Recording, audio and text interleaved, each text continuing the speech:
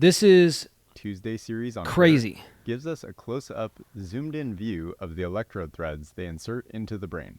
Neuralink says, our thin, flexible threads are a few red blood cells wide, minimizing the brain's response to them. Before I read the rest of this post, I reiterate this fact that the smaller the threads are, the less likely it is that the brain will have a severe immune response. That is, if the threads are small. Severe immune response. That means your body will begin to attack it, thinking that it is being infiltrated by something, because it is. Enough, the brain may not even recognize that they're there. And of course, if the brain doesn't know something's there, it's not going to try and attack that something. For some reference, principal investigator at Neuralink, Dan Adams, added this. The rectangular hole at the end of each thread is about 15 micrometers wide. A human red blood cell is about 8 micrometers in diameter. Wow. And 1 micrometer equals 1/1000th of a millimeter. Also, one more thing I should mention is that another BCI device called a deep brain stimulator has leads that are around 800 times thicker in diameter. And that device is already able to treat neurological conditions like Parkinson's disease. Imagine how much better Neuralink will be. Okay, so Parkinson's disease is a pretty violent disease when it sets in and begins to actually take place. Michael J. Fox, I saw an interview. Actually, hold on. Let's look at that. I want you to see if you've never seen this before. So this is 3 weeks ago. This is who Michael J. Fox New York City is no easy place for the weak or the infirm. It's busy, it's brash, and it's crowded, especially for someone like me living with Parkinson's. It's an incurable movement disorder that leaves me constantly at risk of tripping over my own feet or even of a bone break. So just if you don't understand what Parkinson's is, we're going to watch this short video, but I want you to really understand like how bad Parkinson's is and what this technology that Elon Musk is saying that he can cure this disease. That's crazy. Let's look at this. This is Michael J. Fox. Now watch him in this. I'm not sure whether the shaking is the consequence of Parkinson's or being nervous around you. You know, you and I have a couple of things in common. We're both Canadian. There's only a month that celebrates our births. I think I'm a month older than you. I know you're probably a Rangers fan, but that's See how he's moving? 'cause we can't all cheer for the Habs, can we? Toronto, it's just sad. It's just tragic. The other thing we share in common, of course, is Parkinson's. And, you know, you released this feature documentary, and I'm curious, why now? What is it that made this the next step in your story, this documentary? There was no major arc to it. There was no agenda. I just, David Guggenheim, the filmmaker, who has quite a record, an Academy Award for the algorithm. Yeah. He called me up, just talked about life, and I said, well, if you want to do this, we'll do it. And he said, well, here's the way I work.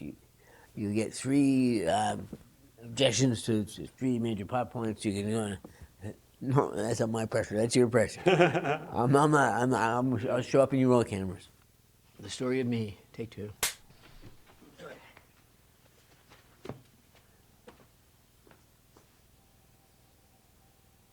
I have the same toothbrush. I'm living rich. Everyone talks now about owning their narrative. So the sad sack story is Michael J. Fox gets this debilitating disease and it crushes him. Yeah, that's boring. It's very affecting and very revealing, and presents you as very vulnerable, too. Was that the intention? Well, I'm not so much vulnerable, not glib and not, not. It's very honest. Yeah, just straightforward. Yeah. He did a thing. There's one question I really liked, and I was talking about the period when I quit drinking. The first couple of years of sobriety were like a knife fight in a closet. It's dark, it's scary, it's sharp. There's blood let. You don't know where you are. You know you're upside down, right side up. And he said a unique thing. He said, "What was a knife?"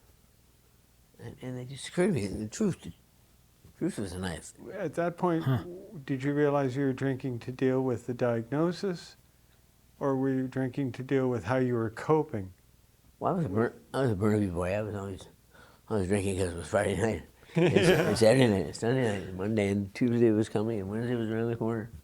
I just like to party, but then what happened was when I got diagnosed, it turned nasty.